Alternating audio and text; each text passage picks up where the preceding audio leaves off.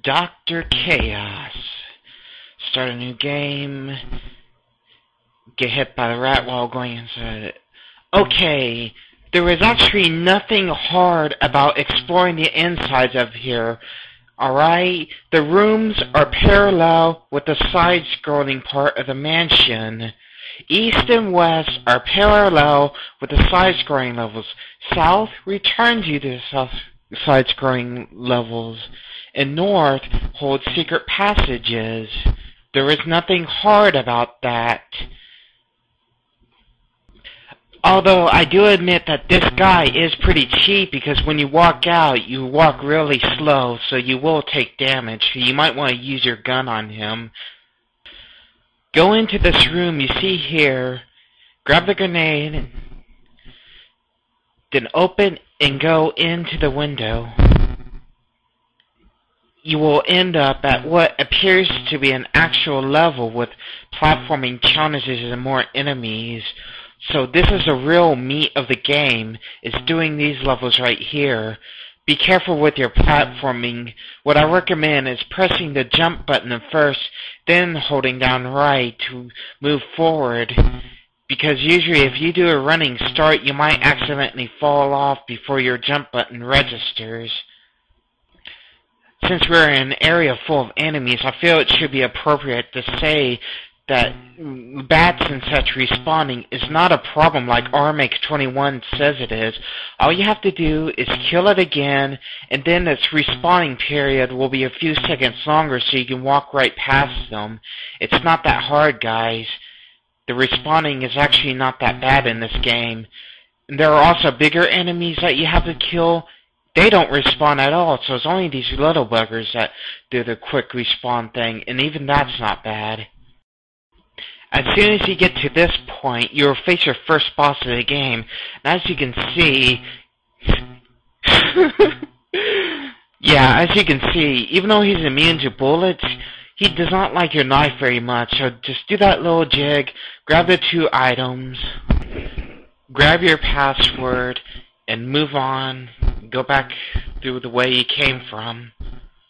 Okay, you know that item you just collected after you completed that level?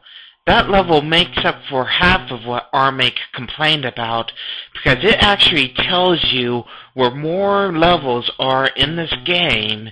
It doesn't tell you about that wall you have to hit to go through, but when it flashes, you know that there's a level like this here in that room.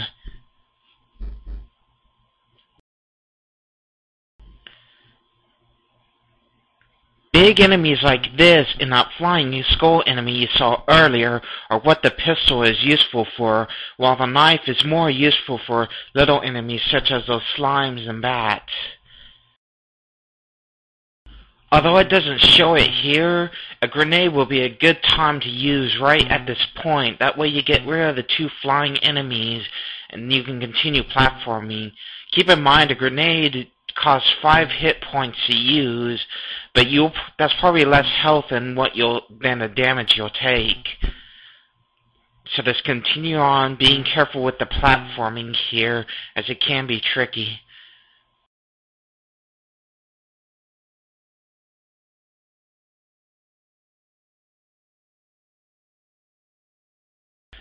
Make sure you grab that little health bottle that acts as extra health meters for you to use. The boss here, if you can heal him with your knife, do not be afraid to, as hitting him with the knife allows you to walk right through him momentarily. It takes some precision, as I still haven't defeated this boss, but that's the main strategy behind it, I'm sure, is just hit him and go through him.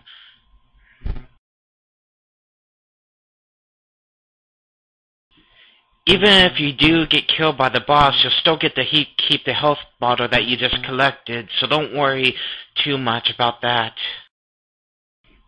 As you can see, real soon, you can just go back into the rooms and collect the health and ammo that you'll need, and try at the level again.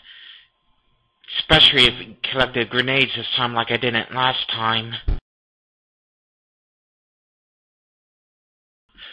I'm still nowhere near completing this game, but that's pretty much a nutshell on how to get started on this game, because that's pretty much how I got started.